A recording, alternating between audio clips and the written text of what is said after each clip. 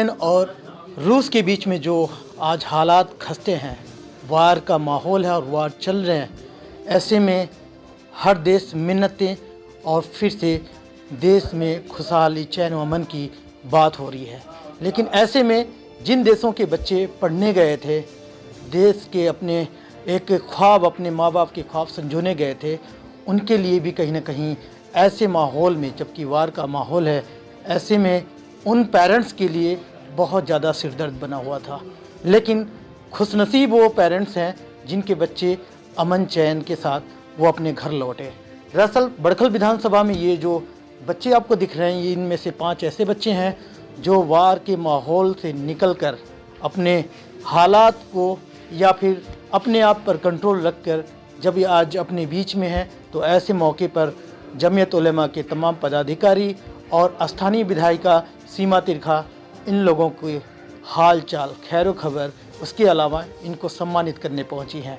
तो इनसे भी जानेंगे कि किस तरीके से इन्होंने जो हालात थे उसको देखते हुए कैसे अपने आप को मेंटेन किया, सूझबूझ का परिचय दिया, और आज उसी का नतीजा है कि आज अपने परिवार में, अपने लोगों के बीच में है। कैसे अपनी सूझबूझ दिखाया आपने कि आपको यहाँ आसानी से पहुँचने को मिला? हमने पहले तो ये करा कि जिस 23 तारीख को बिल्कुल माहौल शांत था, 24 के सुबह 4 बजे के करीब हमारे इधर आसपास बमबारी हुई। 30 किलोमीटर दूर मिलिट्री एरिया था उधर, वो पूरा उड़ा दिया गया बम से। तो सायरन बजने लग गए चारों तरफ, तो डर का माहौल। हम 7-6 बजे के करीब उठ गए सुबह। तो हमने राशन, पहले तो था कि अपना खाना पानी देखा जाए, क्योंकि कुछ नहीं होगा तो हम खाएंगे क्या उधर। तो हम भाग के खाना पानी गए, देखा तो बहुत लंबी लाइन है, पूरा बाहर तक आ रही लंबी लाइन, पूरा बहुत बड़ी लाइन थी। तो उसमें जूझ बूझ कैसे करके, हम पे कैश था थोड़ा, तो हमने अपना राशन पानी लिया, अपने साथ के थे सबको अपना समझाया कि डरने की कोई बात नहीं है, अभी हम सेफ़ हैं, अभी इधर कुछ ऐसा है नहीं। तो इसी माध्यम से हमने अपने आप में रखा कि क्षमता, भी हम कुछ नहीं होगा इतनी जल्दी, और रहो सेफ रहेंगे नीचे। बस इसी माध्यम की कि कुछ हो ना हो हम, और घर वालों का अलग टेंशन थी, फ़ोन आ रहे थे क्या होगा क्या हुआ, उनकी भी अलग टेंशन थी। तो बहुत प्रेशर में थे हम। हमारी 3 तारीख की फ़्लाइट थी, और अगर हमें जाना होता तो हमारी फ़्लाइट भी बहुत महंगी हो रही थी। जैसे हमें कल जाना है तो 70-80 हज़ार की फ़्लाइट थी, इतना हम अफोर्ड नहीं कर सकते। तो मेरी 3 तारीख की फ़्लाइट थी मार्च में, वो भी कैंसिल हो गई थी, जिस 24 को अटैक हुआ था। तो इसी चक्कर में फिर हमने गवर्नमेंट को, अपने जो हमारे नेता इधर के सीएम साहब हैं मनोहर लाल खट्टर, तो उनको हमने टैग करा, मैसेज डाला कि सर ऐसे ऐसे हमें ये करो जाए। और हमारे पीएम मोदी हैं, उनको भी मतलब टैग करके मैसेज डाला कि सर हम यहाँ फंसे हुए, हमारा कुछ करीजिए। बस ये था।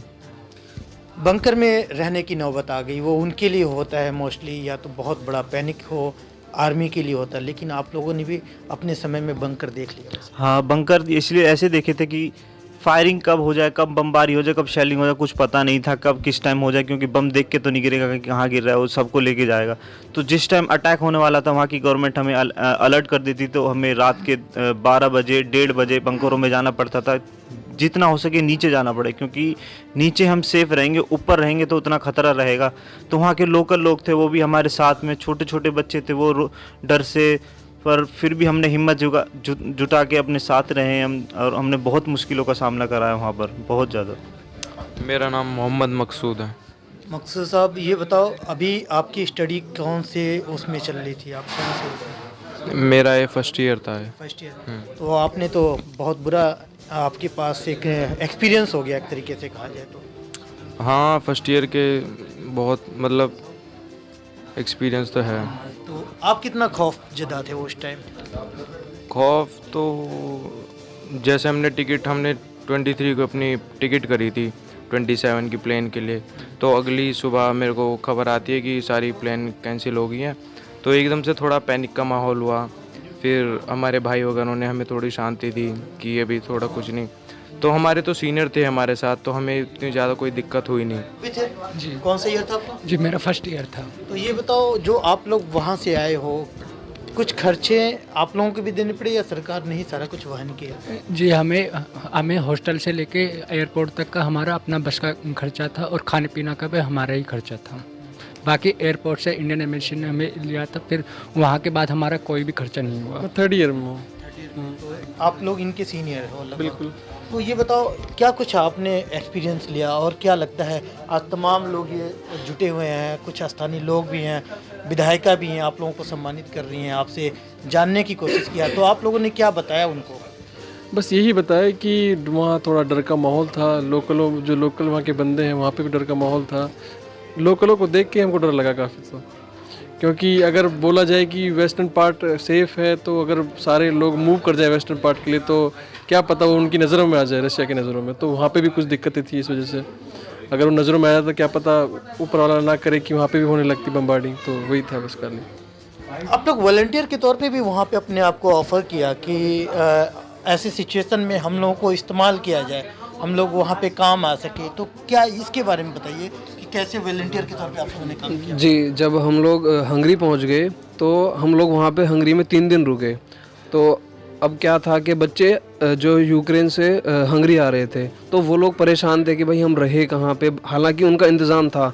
तो हमने फिर ये बोला कि भाई हमें आप सबसे लास्ट में फ़्लाइट कराए हम लोगों की, कि जो बच्चे खारकीव के हो गए, जो बच्चे कीव के हो गए, जो बच्चे सूमी के हो गए, कि पहले आप इन लोगों को इवैक्यूएट कीजिए। क्योंकि जब आप मेरे चाचा थे, उन्होंने मुझे बताई कि बेटा अगर तुम्हारे पास साधन है तो तुम अपने साधन का इस्तेमाल करो। ये नहीं कि अगर तुम्हें मान लो गवर्नमेंट तुम्हें कोई चीज़ प्रोवाइड कर रही है कि तुम उसमें लग गए, हालांकि तुम्हारे पास है कि तुम खुद से अफोर्ड कर सकते हो। तो अगर वो एक रोटी दे रहे हैं और तुम एक रोटी अफोर्ड कर सकते हो तो तुम उस एक रोटी को छोड़ो और वो जो ज़रूरतमंद है वो उस एक रोटी को खाएगा। तो यही चीज़ दिमाग में रख के हम दोनों दोस्तों ने और भाइयों ने हमने ये सोचा कि भाई हम एज अ वॉलंटियर हम काम करेंगे, कि हमसे हंगरी गवर्नमेंट, हमने जो इंडियन एम्बेसी है हंगरी के अंदर उसको मेल डाली कि भाई हम लोगों को इस्तेमाल किया जाए, हम यहाँ पे 2 दिन 3 दिन जब भी हैं तो आप हम लोगों का इस्तेमाल कीजिए। तो फिर उनकी मेल आई, उन लोगों ने हमको एक व्हाट्सएप ग्रुप के अंदर ऐड किया, अभी फ़ोन में भी अभी भी ऐड है हम उसमें। तो हमसे जो उन्होंने बन सका हम लोगों ने उनकी हेल्प करी, और जो उनसे बन सका उन्होंने हमसे मांगा। वो एटलीस्ट क्या हेल्प किया, एक चीज़ बताइए। हेल्प ये थी कि जैसे हम लोग क्या था, हम पहले बुदापेस्ट के अंदर थे, फिर बुदापेस्ट से सेकंड डे हम गोंगोस करके एक शहर है उसमें हम लोगों को ले जाया गया। तो फिर उन्होंने ये बोला कि भाई इस जो शहर के अंदर बच्चे होंगे, आप लोगों को क्या करना है कि उन बच्चों को बस्सी से उतारना है, उन बच्चों को उनके रूम्स दिखाने हैं, उन बच्चों को उनसे आपको पासपोर्ट कलेक्ट करना है। हम ग्राउंड लेवल पे सिर्फ इतना ही हेल्प कर सकते थे और हमने वो अपनी पूरी कोशिश करी कि हम उसको अच्छे से करें। अब तमाम लोग आप लोगों के लिए आना जाना मिलना जुलना अब स्टार्ट है, लेकिन कहीं ना कहीं आप लोगों की भी विज़न है और आप लोग एक ही थॉट लेकर चल रहे हैं कि आप लोगों की स्टडी पूरी हो और अपने अपने काम में मशगूल हो जाए वॉलंटियर के तौर पे। तो सरकार से क्या डिमांड करते हो? आज एक नुमाइंदा जो है यहाँ की पार्षद विधायिका हैं वो खुद आई मिली, तो क्या आप लोग अपील करते हो कम से कम ये बात आवाज़ जाए आगे तक? जी, अपील हमारी यही रहेगी। सबसे पहले तो जैसा भाई ने बताया कि वॉर अगर कम हो तो शायद हम लोग वहाँ पे स्टडीज़ कर अपनी फर्दर कंप्लीट कर सके, लेकिन अगर वॉर चलती रही तो हमें काफ़ी कंट्रीज़ से वो भी आ रहे हैं कि भाई आप हमारी कंट्रीज़ के अंदर आके अपनी फर्दर स्टडीज़ पूरी कर लीजिए। कुछ हमने ऐसा भी सुना है कि इंडियन गवर्नमेंट भी शायद कुछ बच्चों को प्राइवेट यूनिवर्सिटीज़ के अंदर डालेगी। अब इसमें प्राइम मिनिस्टर हैं, बाकी जो एजुकेशन सिस्टम है वो करेगा, जैसे हम उसी के हिसाब से चलेंगे। फिर देश आजकल उन बच्चों के इंतज़ार कर रहा है जो यूक्रेन में फंसे हैं, और आज मुझे लगता है कि इन तमाम बच्चों के बीच में बैठ के इनके सुख दुख जाना है। और वैसे तो ये जो माहौल चल रहा है आजकल, इसको आप कैसे देखती हैं? यूक्रेन से जो बच्चे आए हैं आपके विधानसभा के बच्चे। मैं सबसे पहले इन बच्चों के हौसले को सलाम करती हूँ, क्योंकि वहाँ से निकलना और उसको झेलना बहुत कठिन बात थी। हम तो टीवी पर देख रहे हैं सिर्फ, और इनके परिवार को, इनकी माँओं को नमन करती हूँ, क्योंकि बच्चा जब किरदार बनने में बनता है तो उसमें माँ बाप का बहुत बड़ा योगदान होता है। और अहम में मैं बोलूँ तो मैं माननीय प्रधानमंत्री आदरणीय मोदी जी का बहुत दिल से, मैं अकेली नहीं, आप देख रहे हैं यहाँ पर काफ़ी सारे परिवार से लोग एकत्रित हैं और मेरे साथ 5 बच्चे बैठे हुए हैं।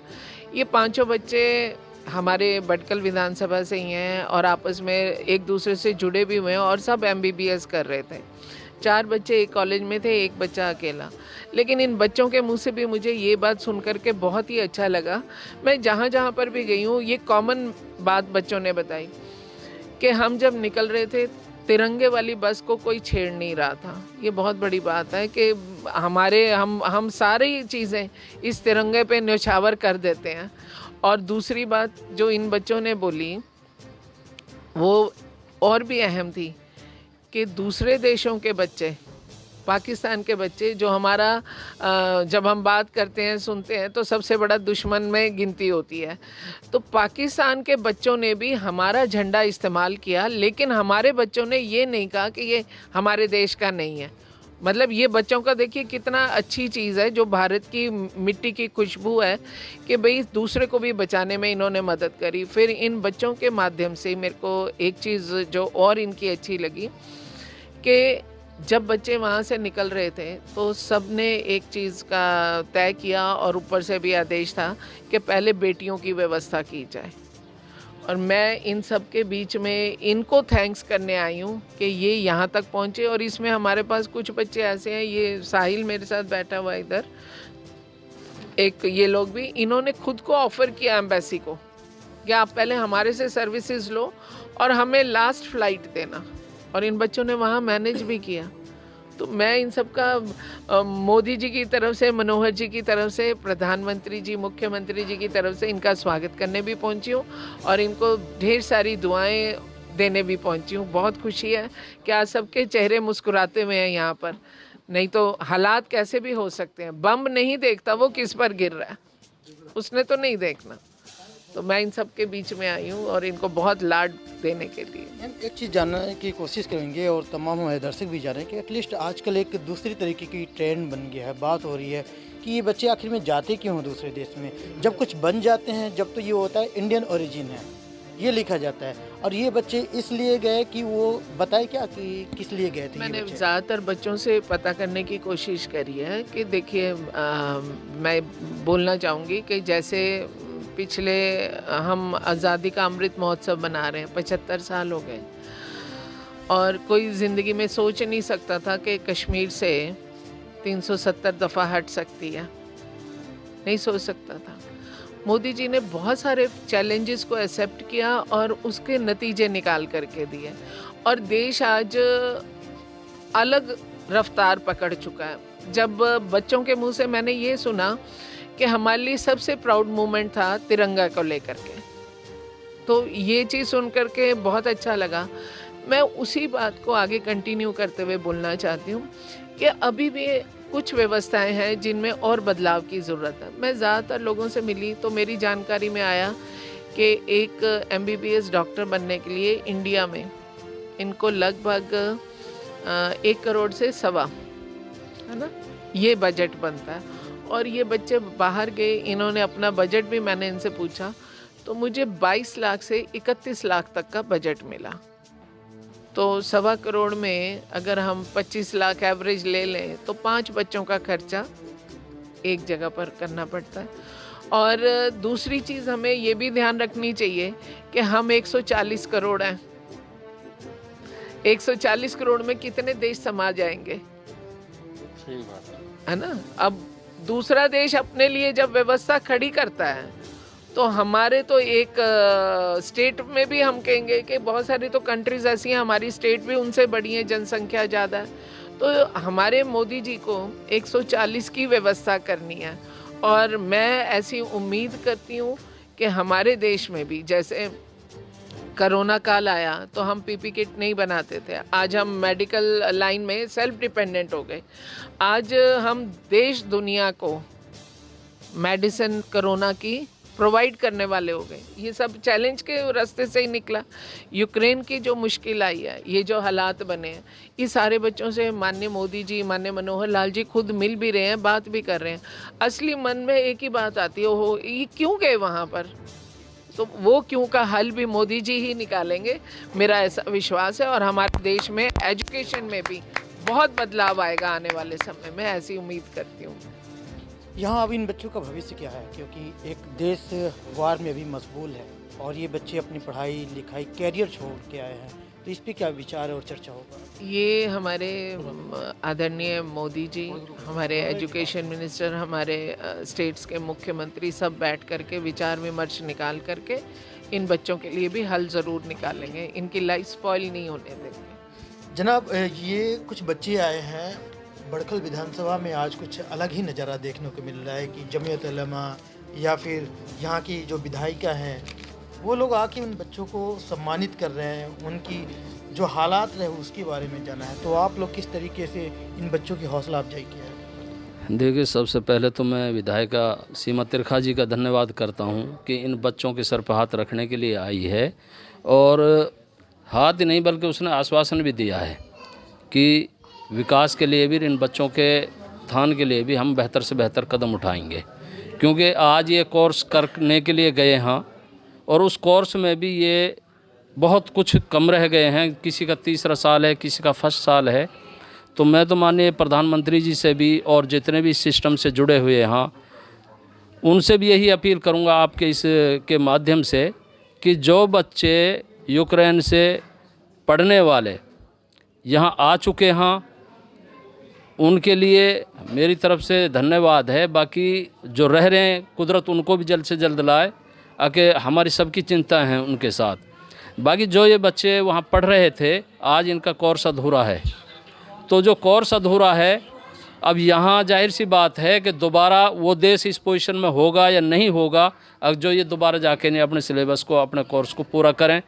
जो इनका अधूरा कोर्स रह गया है उसको माननीय प्रधानमंत्री जी और भारत सरकार यहाँ हिंदुस्तान के प्राइवेट कॉलेजों में या सरकारी कॉलेजों में उस कोर्स को पूरा कराए, जिससे अच्छे बेस्ट डॉक्टर बन सकें और जो लोग मरीज हैं, बीमार हैं, उनकी सेवा को पूरी तरह से अंजाम दे सकें। देश दुनिया की हर लेटेस्ट खबर देखने के लिए सब्सक्राइब करें हमारे चैनल PNN को और साथ ही बेल आइकन दबाना ना भूलें।